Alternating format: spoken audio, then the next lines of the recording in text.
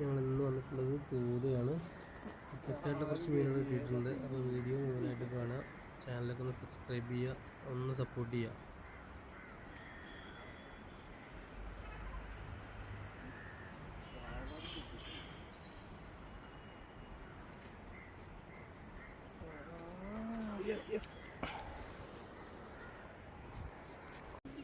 വലിച്ചോ വലിച്ചോ വലിച്ചോ.